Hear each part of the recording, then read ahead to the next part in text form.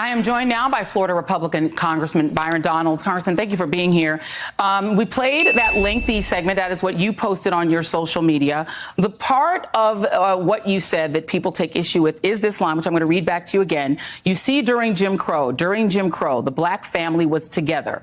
During Jim Crow, more black people were not just conservative. Black people have always been conservative minded, but black people voted conservatively. But it is that during Jim Crow, the black family was together. That's what people have taken issue with. What are they missing? Now, before he answers, I just want to say this again. One thing that I'm loving right now about this whole situation, and I'm glad that I probably wouldn't have said Jim Crow, but I'm glad that he did, because it sparked these conversations that's coming from the left, specifically Black African diaspora, specifically Roland Martin, Hakeem Jeffries, Abby from CNN, Joy Reid. All these people are thinking that they're destroying Byron Donalds for saying the most coonish thing, the most tap dances thing. Jim Crow was amazing. That's not what he said at all. But I'm loving this because he's not on no apology tour. He can care less about apologizing to these folk. He's on a set you straight tour. Okay, were you listening to what I said? This is what I said. All right? All right? Now shut up and go fix me a sandwich. I said go fix me a sandwich, woman. Okay.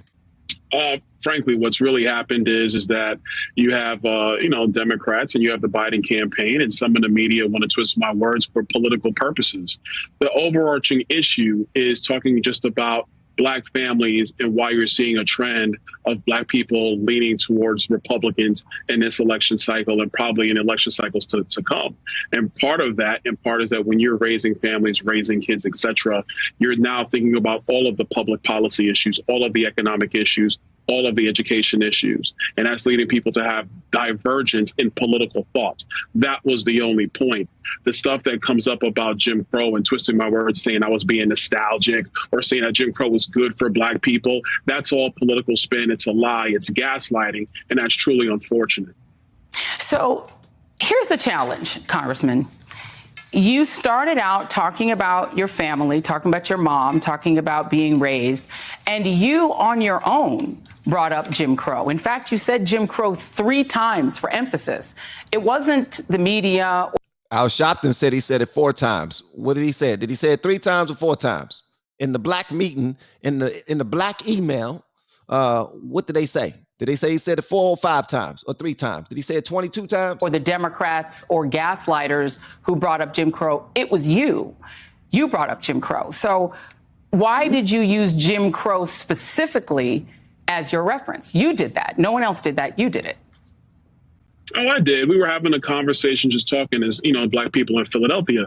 But if you're going to use the chronological timeline of America before the Great Society and Lyndon Johnson's time period, you had, unfortunately, the Jim Crow era in America. During that time period, the marriage rates of Black Americans was significantly higher than any other time since then in American history. So it is a divergence if you're talking about marriage rates in the Black community. They have plummeted. And what we've seen recently in America, which is a very good thing we should all celebrate, is that the marriage rates in the Black community are rising again. That's good for Black families. That's definitely good for Black children. It's something I want to see. I'm quite sure you want to see it as well.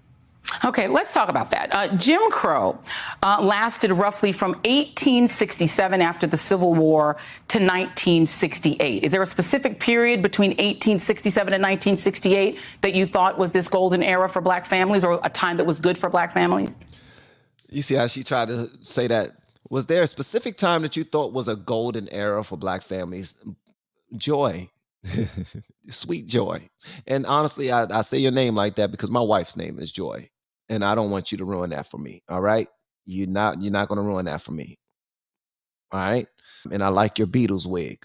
So is that a Trump wig or a Beatles wig? Either way, I think you're a beautiful Black woman.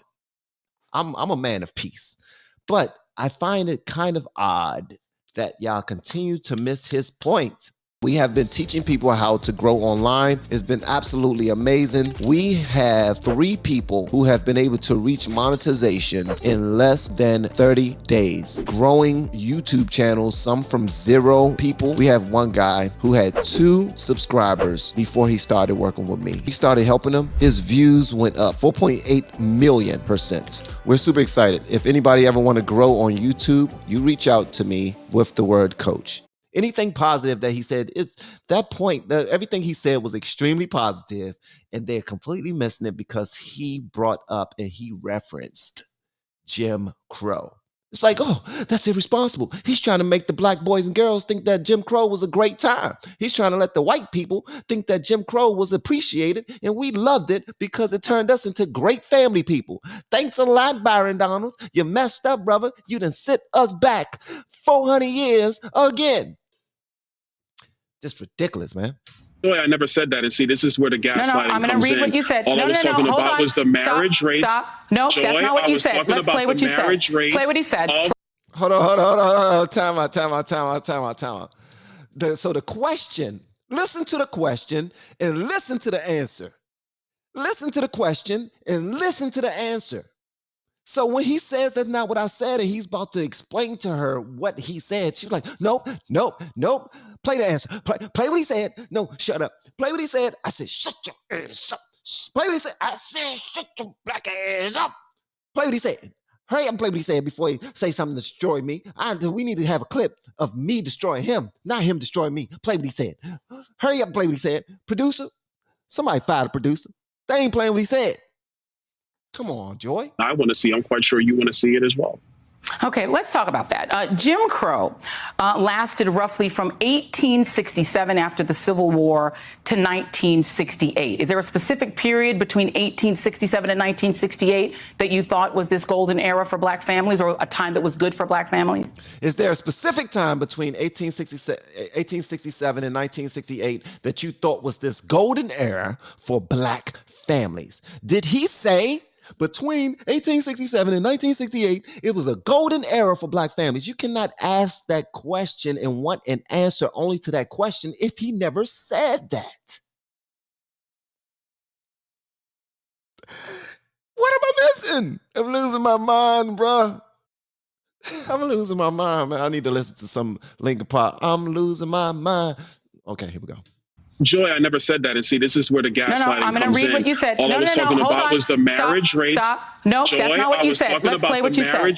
Play what he said. Play what he said. Families. You're saying I said it was the golden era. I never said that. I'm going to play what you said. I said that it was better for black families. I never said that. I play what he said. Play what I said. Play what he said. During Jim Crow, the black family was together. That's right. During Jim Crow, more black people were not just conservative, because black people always have been conservative-minded, but more black people voted conservatively. And then H.E.W., Lyndon Johnson, and then you go down that road, and now we are where we are. Okay, so now I'm going to go back. You said during Jim Crow, the black family was together. What was the authority of the black father in the black family during Jim Crow? So this is a spin right here. What they're saying is, okay, you're saying that it was such a better time. Let me tell you something. Black men didn't have any power. Black men didn't have any power. So you're saying this was a great time, but black men didn't have any power. That's not what he was saying, young lady. That's not what he was saying. Y'all want to know something? A big reason why they disrespect him so much is because he's married to a white woman. And they hate that. Just saying. Well, listen, under Jim Crow, obviously, black people were under great persecution, unfortunately, by Southern Democrats and the Democrat Party overall in the history of our country. That's the fact. And so, well, let me finish now, Joy. And so having the black man in the home was about first protecting the mom and protecting the kids. Incredibly important. It was the leadership in the home, which is incredibly valuable. And I think what we're witnessing, obviously, the last 30 years, definitely through my generation, is black fathers being at home is incredibly important for the success of black children going forward. And it's not just a black thing. That's everybody. Fathers in home help to breed success for kids moving forward. That is a great thing for our country. That's something that has been proven throughout time. So what I'm talking about is not the golden era of Jim Crow. That's ridiculous. I would never say that. And that is the gaslighting that I'm standing up to, because that's what Hakeem Jeffries, the Biden campaign, Jamie Harrison, and the like are trying to bring up. And unfortunately, the media has followed suit with misleading headlines, and that's wrong. Now I'm going to talk. Do I have a chance? Good. Now, you talked about the black father being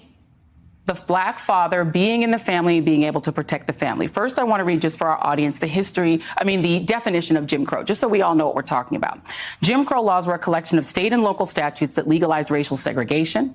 They existed essentially from the post-Civil War era. They were meant to marginalize African Americans by denying them the right to vote, hold jobs, get an education, and other opportunities. Those who attempted to defy Jim Crow laws often faced arrest, fines, jail sentences, violence, and death.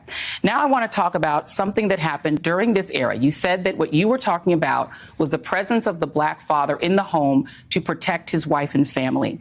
In 1943, in the state that you represent, in Florida, a young man named Willie James Howard, who was 15 years old, was lynched. During Christmas of 1943, Willie Howard sent cards to all of his coworkers at the Van Priest dime store in Live Oak, Florida. Unlike the other cards, Willie's card to Cynthia Goff, a white store employee, revealed a youthful crush. His greeting expressed hope that white people would someday like black people, and concluded, "I love your name, I love your voice. For SH, sweetheart, you are my choice." After reading the card, Cynthia's father, Phil Goff, brought two friends to the Howard home and demanded to see Willie. Despite his mother's pleading, the men dragged Willie away and then kidnapped Willie's father, James Howard, from work. The men drove the two Howards, to the embankment of the Suwannee River, bound Willie's hands and feet, stood him at the edge of the water, and told him to either jump or be shot. Willie jumped into the cold water below and drowned while his father was forced to watch at gunpoint. Willie's dead body was pulled from the river the next day. You said that during the Jim Crow era, the importance of having a black man in the home was to protect his family and to protect his wife.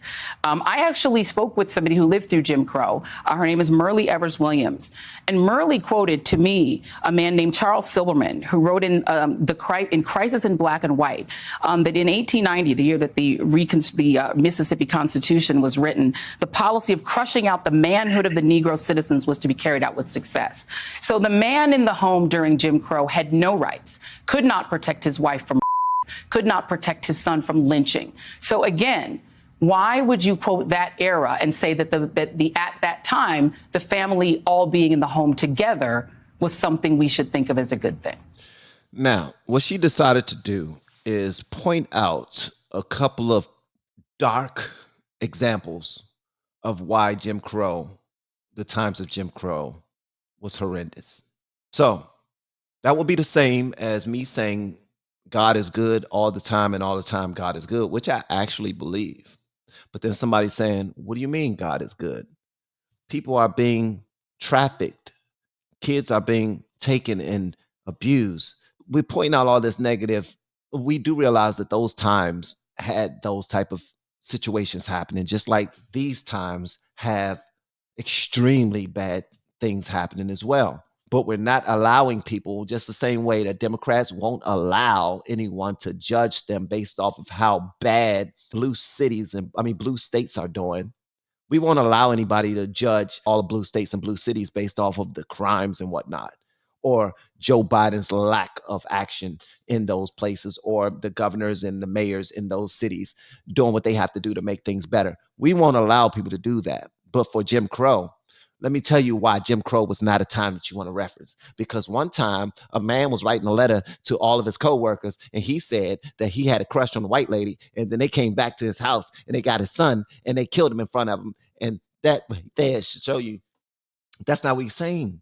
That's not what he's saying. This just shows that they're not paying attention, that they're trying to drive a point home that this guy who's a potential Donald Trump VP, a potential future president of this United States of America, we're trying to make him look as bad as possible, not realizing that this brother, he's a good dude, man. He's a good dude. And that's why he's not on an apology tour. That's why he's on a, man, I'm about to set these people straight tour. He's on a set them straight tour. That's the name of this. Set straight tour. Set a nuggle straight tour. SANTT. Set a nuggle straight tour. That's what he on. I'm gonna go to every that claim that I'm being a daggone boot licking dancer for nickels, Uncle Tom, because I said what I said, and I'm gonna let them know that y'all don't know what the hell y'all talking about. Y'all not making this man sweat. Y'all not making him raise his voice. Y'all not worrying him at all. Y'all can say whatever you want to say, but this dude is cool, calm, and collective. And I would tell my children to be more like him than to be more like Joy Reid. That's just my thing. I would tell my children to be more like him than Al Sharpton. That's just me. And Roland Martin. Just saying.